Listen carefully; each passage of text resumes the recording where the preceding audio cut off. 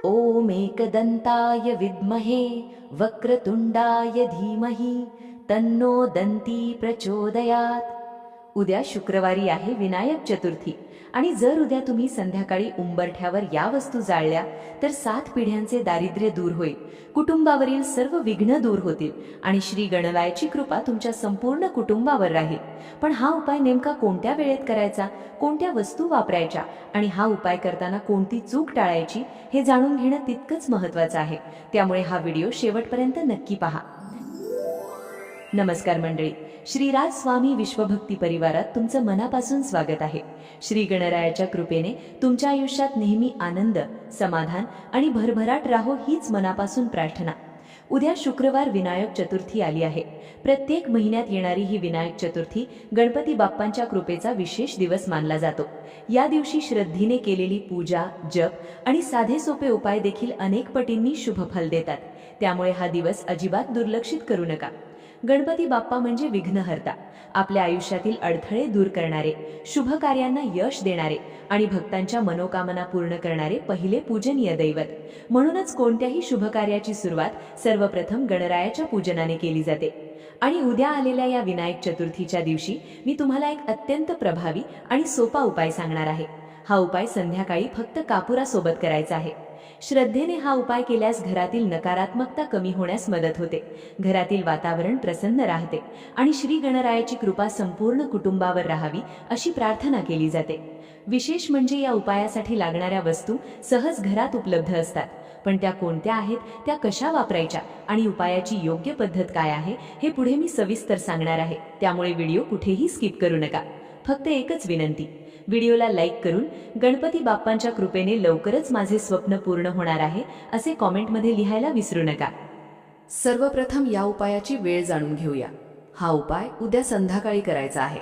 संध्याकाळी 6 वाजल्यापासून रात्री 12 वाजेपर्यंत तुम्ही हा उपाय करू शकता। मात्र शक्य असेल तर सायंकाळी 6 ते 7:30 या वेळेत करण्याचा प्रयत्न करा, कारण ही तिन्ही सांजेची वेळ असते। या काळात घरात दिवा लावून देवपूजा केल्याने वातावरण अधिक सात्विक आणि प्रसन्न होतं। त्यामुळे श्रद्धेने केलेल्या पूजेला आणि उपायाला वेगळंच महत्त्व प्राप्त होतं। आणखी एक छोटी पण महत्त्वाची गोष्ट पुढे सांगणार आहे। अनेक जण हा उपाय करताना नकळत एक चूक करतात आणि त्यामुळे उपायाची पूर्णता राहत नाही। ती चूक कोणती आहे हेही या व्हिडिओमध्ये पुढे नक्की सांगणार आहे। गणपती बाप्पांची पूजा केल्याने घरात मंगलमय वातावरण निर्माण होतं। मनातील भीती, अस्वस्थता आणि नकारात्मक विचार दूर करण्यासाठी अनेक भक्त या दिवशी उपवास, जप, आरती आणि विशेष पूजा करतात। त्यामुळे शक्य इतक्या श्रद्धेने उद्याची विनायक चतुर्थी साजरी करा। खरं म्हणजे आपल्या धर्मशास्त्रात रोज गणपती बाप्पांची पूजा करण्याचं महत्त्व सांगितलं आहे, पण आजच्या धावपळीच्या जीवनात प्रत्येकाला दररोज विधीपूर्वक पूजा करणं शक्य होत नाही। म्हणूनच प्रत्येक महिन्यात येणारी विनायक चतुर्थी आणि संकष्टी चतुर्थी हे दिवस विशेष मानले जातात। या दिवशी भक्तिभावाने केलेली गणरायाची पूजा, प्रार्थना आणि साधे उपाय देखील मनाला समाधान देतात। म्हणूनच उद्याचा दिवस श्रद्धेने आणि सकारात्मक भावनेने नक्की साजरा करा। जर तुमच्या घरात सतत वादविवाद होत असतील, आर्थिक अडचणी वारंवार येत असतील, कष्ट करूनही मनासारखं यश मिळत नसेल किंवा घरातील वातावरण नेहमी अस्वस्थ वाटत असेल, तर पुढे सांगत असलेला हा उपाय पूर्ण पद्धतीने करा। कारण आता मी सांगणार आहे त्या उपायासाठी नेमक्या कोणत्या वस्तू लागतात आणि त्या योग्य क्रमाने कशा वापरायच्या। ही पद्धत समजून घेतली तर उपाय करताना कोणताही गोंधळ होणार नाही। सर्वप्रथम आपल्या देवघरामध्ये एक तुपाचा किंवा तेलाचा दिवा लावा। त्यानंतर धूप, अगरबत्ती लावून देवघरातील वातावरण प्रसन्न करा। उपाय करताना मनात श्री गणरायाचं स्मरण ठेवा आणि पूर्ण श्रद्धेने हा उपाय करा। यानंतर आपल्या घराचा मुख्य दरवाजा काही वेळासाठी उघडा ठेवायचा आहे, कारण पुढे आपण जो धूर संपूर्ण घरात फिरवणार आहोत तो घराच्या प्रत्येक कोपऱ्यापर्यंत पोहोचणं महत्त्वाचं असतं। आता तुम्हाला एक मातीची पणती घ्यायची आहे। जर मातीची पणती नसेल तर एखादी छोटी स्टीलची प्लेट किंवा कापूर जाळण्यासाठी वापरता येईल असं भांडंही चालेल। सर्वप्रथम त्या पणतीमध्ये किंवा प्लेटमध्ये सुक्या खोबऱ्याचा एक छोटासा तुकडा ठेवायचा आहे। जर तुमच्याकडे अख्खी खोबऱ्याची वाटी असेल तर ती देखील वापरू शकता। दोन्हीपैकी जे सहज उपलब्ध असेल ते घ्या।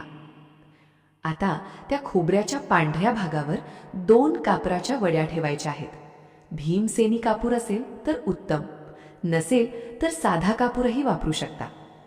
यानंतर त्या कापरासोबत 2 अखंड फुलाच्या लवंगा ठेवायच्या आहेत. लक्षात ठेवा, लवंगा तुटलेल्या नसाव्यात, पूर्ण आणि अखंड लवंगाच वापरायची. यासोबतच दालचिनीचा एक छोटासा तुकडा ठेवायचा आहे. फार मोठा तुकडा घेण्याची गरज नाही, छोटासा तुकडा पुरेसा आहे. या 4ही वस्तू व्यवस्थित खोबऱ्याच्या तुकड्यावर ठेवून घ्या. आता उपायाची मुख्य प्रक्रिया सुरू होते. सर्वप्रथम हे भांड देवघरासमोर ठेवा आणि कापूर प्रज्वलित करा. कापूर पेटल्यानंतर मन शांत ठेवा आणि पूर्ण भक्तिभावाने श्री गणरायाचं स्मरण करा. यावेळी तुम्हाला ओम विनायकाय नमः या मंत्राचा जप करायचा आहे. हा मंत्र सतत म्हणायचा. जोपर्यंत कापूर आणि त्यावरील वस्तू जळत आहेत तोपर्यंत शक्य तितक्या श्रद्धेने या मंत्राचा जप करत राहायचा.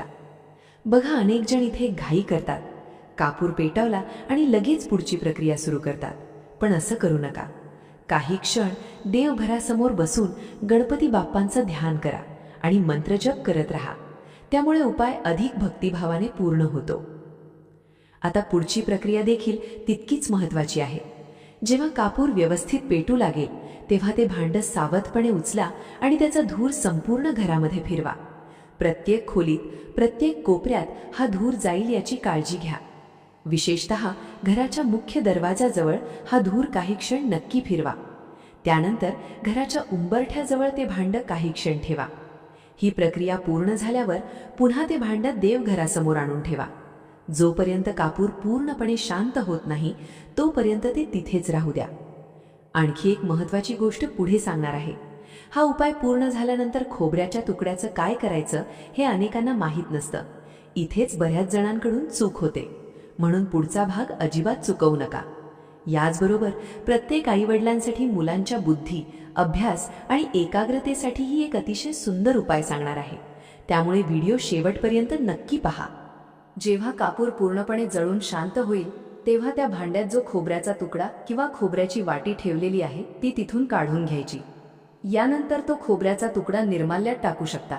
जर तुमच्या परिसरात निर्माल्य टाकण्याची व्यवस्था नसेल तर घराच्या बाहेर योग्य ठिकाणी ठेवू शकता किंवा कचऱ्याच्या डब्यात टाकला तरी हरकत नाही. पण इथे एक गोष्ट लक्षात ठेवा, तो खोबऱ्याचा तुकडा चुकूनही कुणी खाऊ नये. हा नियम नक्की पाळा, कारण या उपायात वापरलेला खोबऱ्याचा तुकडा पुन्हा कोणत्याही कारणासाठी वापरायचा नसतो. उपाय पूर्ण झाल्यानंतर त्याची योग्य प्रकारे विल्हेवाट लावायची आणि त्यानंतर तो विसर्जित समजायचा. मंडळी, एवढासा दिसणारा हा उपाय श्रद्धेने आणि मनापासून केला तर गणपती बाप्पांच्या चरणी आपल्या घरासाठी मंगल, सुख आणि समृद्धीची प्रार्थना करण्याची ही एक सुंदर संधी ठरते.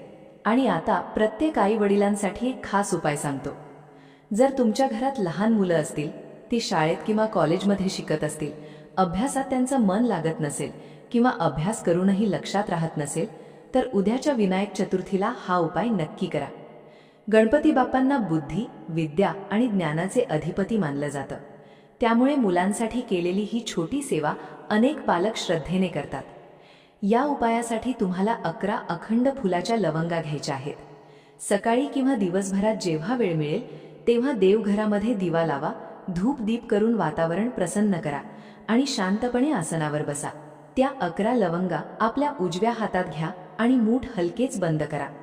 यानंतर पूर्ण भक्तिभावाने गणपती अथर्व शीर्ष याचे 11 वेळा पठण करा. त्यानंतर एकदा त्याची फलश्रुती म्हणा.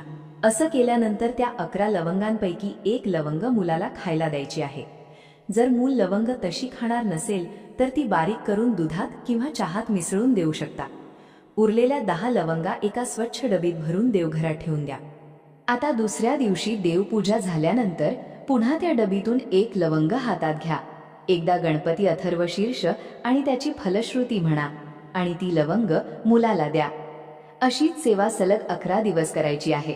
दररोज एक लवंग वापरायची आणि पूर्ण श्रद्धेने गणपती बाप्पांचा स्मरण करायचं. जर तुमच्या घरात 2 मुलं असतील तर दोघांसाठी वेगवेगळ्या 11 लवंगा घ्या. प्रत्येक मुलासाठी ही सेवा स्वतंत्रपणे करायची आहे. आणखी एक महत्त्वाची सूचना, जर तुमच्या घरात सुतक असेल तर हा उपाय करू नका. तसेच महिलांना मासिक धर्म असेल तर त्यांनी हा उपाय न करता घरातील इतर सदस्यांनी तो केला तरी चालेल. मंडळी, श्रद्धा, स्वच्छता आणि भक्तिभाव या 3 गोष्टी लक्षात ठेवून उद्याच्या विनायक चतुर्थीला हे उपाय करा आणि श्री गणरायाच्या चरणी आपल्या कुटुंबाच्या सुखसमृद्धीची मनापासून प्रार्थना करा. व्हिडिओ तुम्हाला उपयुक्त वाटला असेल तर एक लाईक नक्की करा. तुमच्या कुटुंबातील आणि मित्रपरिवारातील लोकांपर्यंतही ही माहिती शेअर करा, जेणेकरून त्यांनाही उद्याच्या विनायक चतुर्थीचे हे महत्त्वाचे उपाय वेळेत समजतील. तुमचे काही प्रश्न किंवा अनुभव असतील तर ते कमेंटमध्ये नक्की लिहा आणि आपल्या चॅनलवर नवीन असाल तर सबस्क्राईब करून बेल आयकॉन दाबायला विसरू नका. चला पुन्हा भेटू अशाच एका नवीन धार्मिक आणि उपयुक्त व्हिडिओमध्ये. श्री गणरायाच्या आणि श्री स्वामी समर्थांच्या कृपेचा वर्षाव तुमच्यावर आणि तुमच्या संपूर्ण परिवारावर सदैव राहो. श्री स्वामी समर्थ.